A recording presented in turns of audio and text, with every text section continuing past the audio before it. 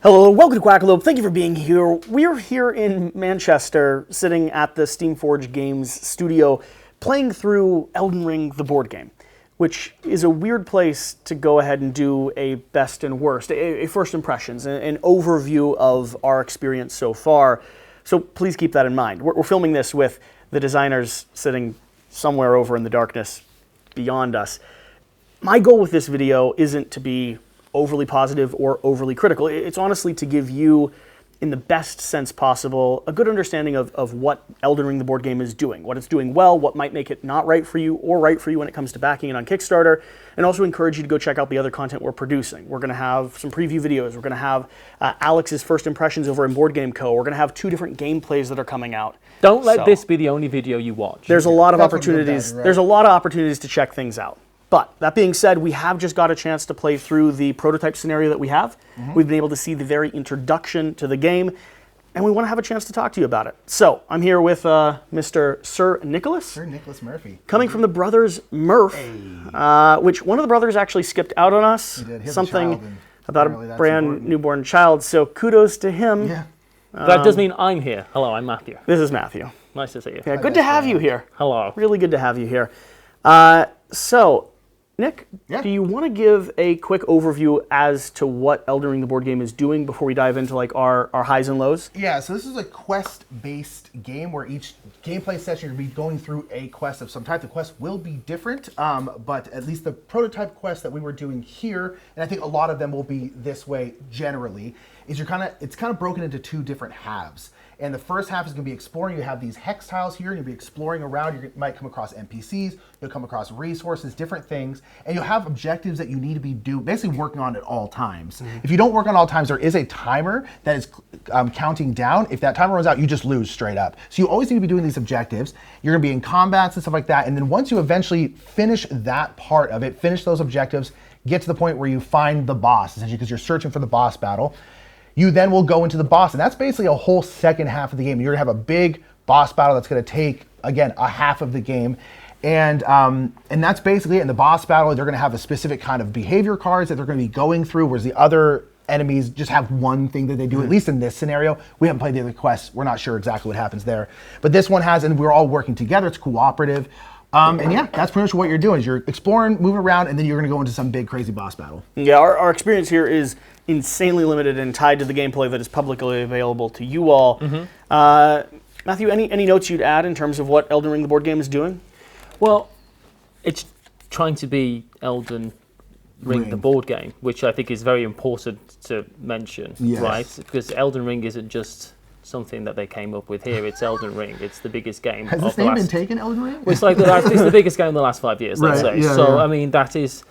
I think one of the things that people always have to think about is if you want Elden Ring the video game, then go play Elden Ring the video game. That exists. But this is the board game. And I think it's very important to distinguish those 2 things, because it's not trying to replace something that already exists. Exactly, right. I actually, like, tip of the hat, because I was honestly scared to come sit down and play through this, because there's a real question in my mind, like, what if it's bad? What if I don't like it? What if they're trying to take on an IP that I'm a massive fan of, and they don't do something that I think is going to be a lot of fun?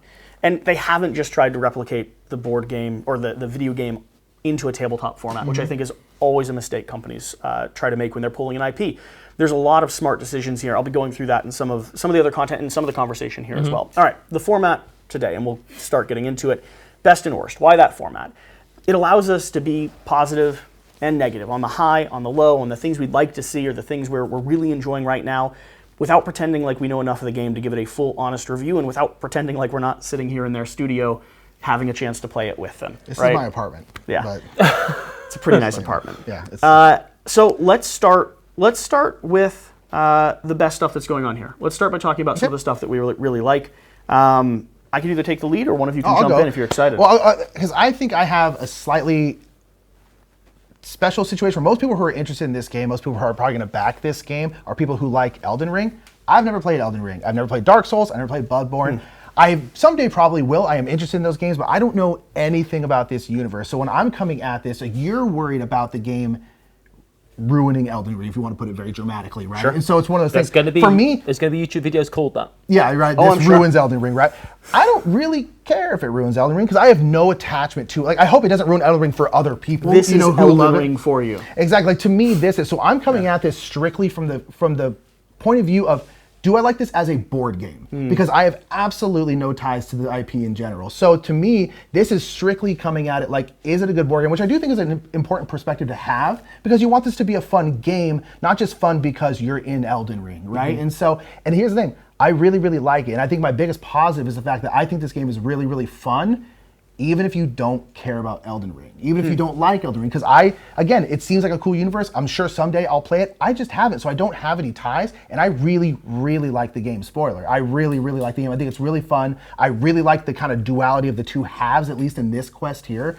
The fact that you have the first half, because for me, if this was just a boss battler, it just wouldn't be my kind of game. That's just not my kind of game. Just kind of like, you know, minis, tactical fighting is just not my kind of game. I like the exploration going into this. I think it's really, really fun.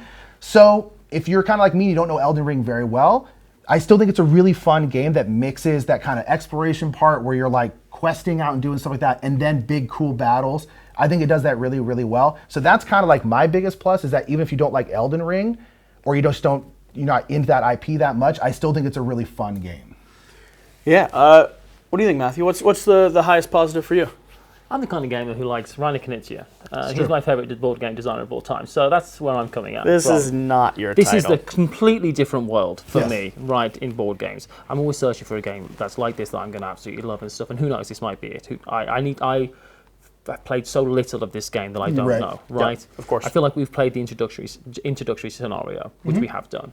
But the one thing that I found interesting is that in every great Rainer Knizia game, you have a few good options, all of which you want to do. And actually, with the exploration of this game, that's exactly how that works, right? You've got a few options. You can explore, you can do what the token does, or you can, what was the third thing? You can move, essentially, right? So that's three options, all of which you want to do, and all of which you need to do, because the other thing is, I am the kind of gamer who will get absolutely lost in the weeds going on side quests, as we did in our playthrough. And this game, life. the way this is designed, it says you can't just do that, because if you do, time runs out, essentially. Yeah. It's almost like the boss is waiting and doing their thing, and they're going to start without you almost. right. It's like, so you can't just get too lost in the weeds. And I want to experience the narrative behind the game, because I like Elden Ring, right? So I want to meet the characters, do all that type of stuff, but you can't do all of it, which is useful as well, because you probably won't win the scenario every time. And the way that the scenario will unravel each time will be different. So the exploration that you do manage to do each time you play will be different, rather than trying to say, I played this one time, I experienced all of the narrative, and then went and did the boss battle. That's not exactly how it's going to work. So it's actually going to, in that way, there's new things to, it feels like, I don't know, but it feels like there might be new things to explore with every time you do the exploration phase of the game, which is exciting. Yeah, cool.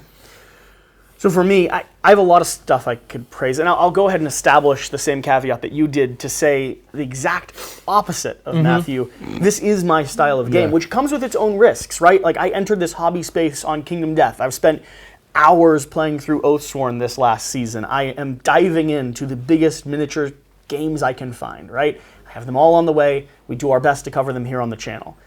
And so I've got a lot of stuff to compare this to, and a lot of stuff that I think games have done really, really well, and other games haven't done as well. And so when you're entering into like an exploration-based boss battler with asymmetric characters that level up their stats, it kind of sounds like a bunch of other games that I already love. So it's primed for me, but it's also up against stiff competition. Right.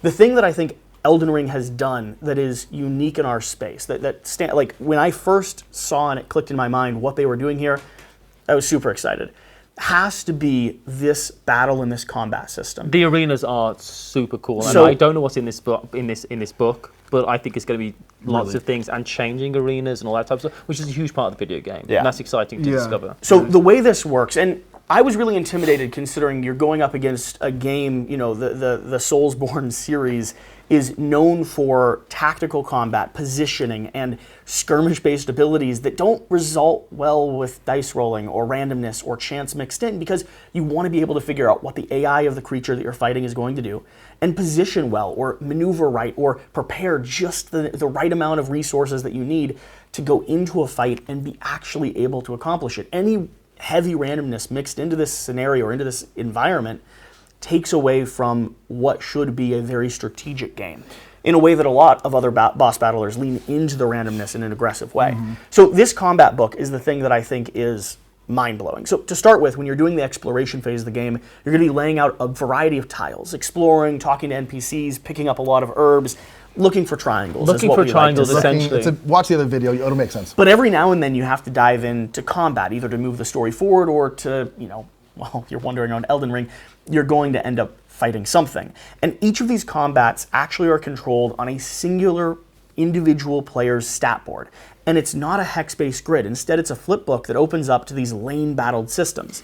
And it's all about positioning. And while you're not maneuvering around the backside of a white lion and stabbing it in the thigh, you're instead deciding what type of advantage and what type of stance you want to have when you engage in combat. And that's really cool. It genuinely, for me, still gives me the visual impression that I'm sitting here fighting someone. It allows everyone else to continue taking their exploration-based turns while I'm resolving a combat right in front of me. So no one's slowed down when it comes to it. And multiple of us can be fighting multiple NPCs or joining in on the same fight. And on top of that, it creates this environment where I am really thinking about the cards I want to play, the stats I have, the resources I'm taking, whether or not I'm going to move to the back of this row, where in this case, it's going to give me a little bit more defense, and it's going to allow me to actually draw up a card at the end of my turn, whether I want to be here in the middle, which is going to allow me to manipulate the initiative track, which is super important to be able to go slightly ahead of the creature that's going to try to rip your throat out, or if I want to be hyper aggressive, leave yourself vulnerable but draw more attack cards to potentially resolve harder hits. And depending on the character you're playing, whether right now we had the vagabond, the samurai, and the astrologer. The astrologer, depending on who you're playing, this stat board changes as well, the experience of how you maneuver around and how you try to take down enemies.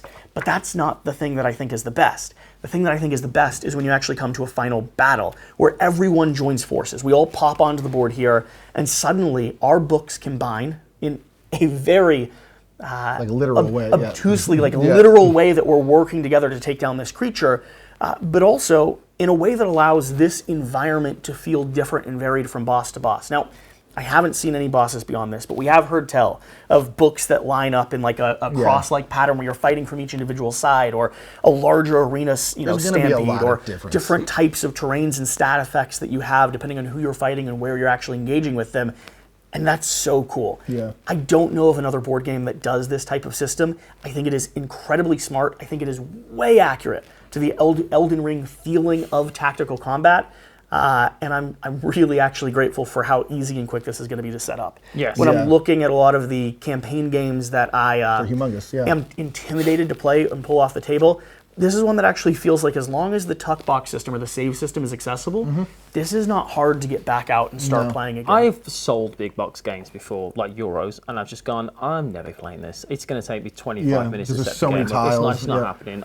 It's not going to get pulled off the shelf, and this doesn't feel like that's going to be an issue. No, and one thing that, Matthew, you've talked about this with this combat system, is it's just a big puzzle. Because it's all telegraphed. Like, you know what they're going to do. Like, you can see all their cards. You know where they're going to move. You know they're going to attack. And the only randomness is the initiative order. Yes. And you even have you're flipping over your that effect cards, possible. and this is slightly random. But even then, it's like you're building that deck, though. But the whole thing is just like, it's just, okay, this is what's going to happen. How do I attack the hardest or take the least amount of damage, depending on what you're trying to do? But it's just a big puzzle, which is why I think I like this. If this was just like, you're going to go up there and roll a bunch of dice, it's like, I roll dice horrendously. Yep. So it's like, I'm just, those kind of battle systems I'm never going to enjoy, because to me it's like, I'm just going to roll bad sometimes. Whereas this one, you're just trying to solve a puzzle, and I like puzzles. I'm also like Matthew, I'm a Euro gamer. I play beige Euro games. It's my favorite kind of games on the planet.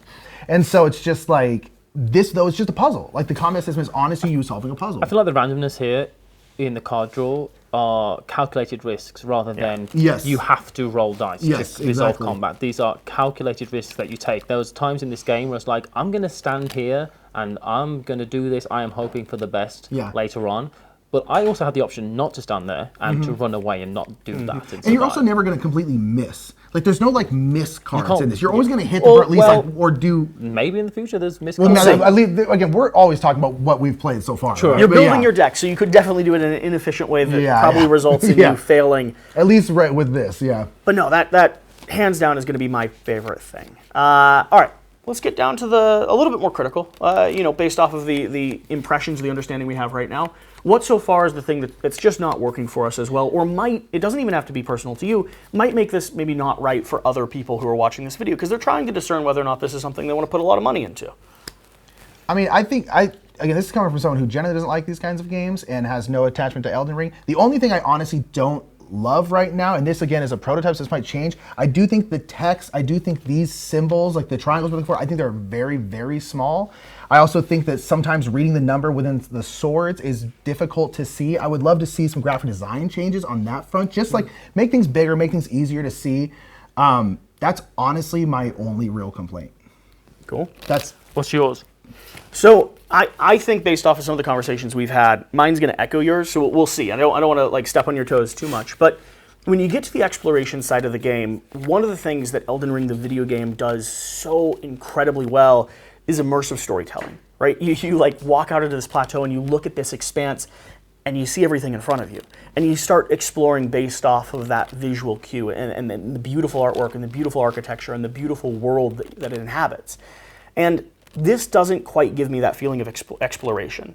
It doesn't have maybe quite enough flavor text in there or enough artwork that's like showing me beautiful pictures or whatever it is that's in that video game. I don't feel it quite translates over. I like the exploration here. I think it's fun and I think it's interesting, but it ultimately leads up to this boss battling system that I enjoy the most. At least in this quest. It's the preparatory phase. And I don't know that I could see a good way for them to capture that feeling entirely, right? And I don't know that they should, but it is one of those things where if you loved Elden Ring solely because you stood out on a plateau and you looked around the world and you thought to yourself, there's a lot of places I could go. I think this has some of that, but I don't think it's entirely there. I'm going to be coming back because of the mechanics and because of the strategy. And right now, I'm not going to be coming back because I found some narrative through line that's pulling me in every time. Which we don't know is in there. We don't know yet. That's the thing, Yeah. right? I can't say I like or don't like it because I don't know what the narrative through lines. I don't know, for instance, if the person you talk to in episode 1 of this is going to turn up in the 15th game. Right. And what you I think that's totally fair. I mean, who knows? And that could be like those moments where you might. I do not know if this is in the game, frankly. It's like, but have I molded the future by the choices I've made? And that could be interesting things. So Yeah, right. I think maybe for narrative, I think it's going to I think it will reward players who play a lot. I think so. Yeah. I'm not good at critique, but I thought it was fun. That's what I'm saying. I thought it was fun. There we go. What we talked about was kind of a similar thing in terms of some of the exploration. Like for instance, you'd mentioned that you wanted to go just talk to all the NPCs, Yes. but it's not always available to you. Right? can't- And it's the same thing for me. I kind of just want to explore the story sometimes and not have the game drive me forward. But it would be the same as trying to play Elden Ring and not fight any bosses. You're not wrong. Like, do you know what I mean? Like You're not that's wrong. it's like trying to. It would be ineffective. You know what I mean? You're going to get blocked out of doing it. The game is doing the thing that the game does. Yeah. I feel like, and that's important to remember. This isn't Yeah. the video game. Yeah, and that's the it's thing, never right? going to try to be. In Yeah, many it literally ways. can't, right? I think honestly the takeaway for me, and again, whatever bias you want to associate to this video, there's a lot to love here. And I walked into this game highly skeptical. I really did.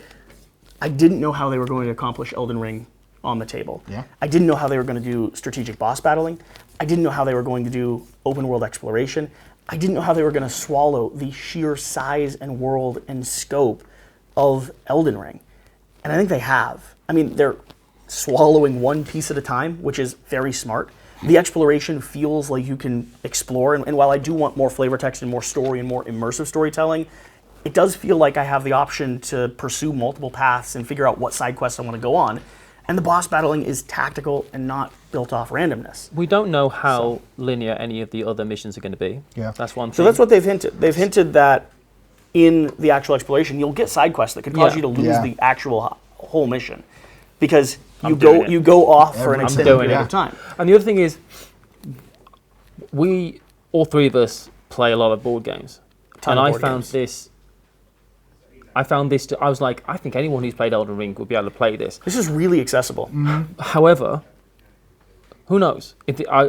Would I recommend a game like Elden Ring to someone as their first ever board game? I don't know if they're coming from the video game, I'd have no problem recommending. Do you think so? This. I think so, because you think through the type of people who enjoy Elden Ring, the puzzle, right? The video game in its nature as a puzzle, customizing armor kits, checking stats. You can't fumble through Elden Ring, right? No, you can't. It's precise and it's understood. Possible, yeah. And this isn't a bogged down, rules heavy it's pretty architecture of a board game. It's really actually I think it is accessible. Playable. I do think it's accessible. So I'd have no problem telling people who are video gamers that this is a great entry into Especially the like hobby big space. exploration, fighting heavy games. This is one of the more simple ones. But the most- of dungeon crawls, right?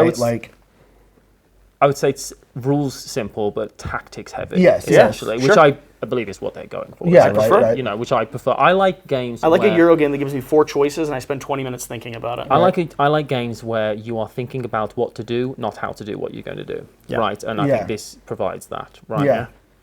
Here you go. That's a first impressions. That's a dive into We played this one. Yeah. We are incredibly unqualified to produce this video, but Massively. In everything, I yeah. thought some of you would like to at least hear our initial thoughts.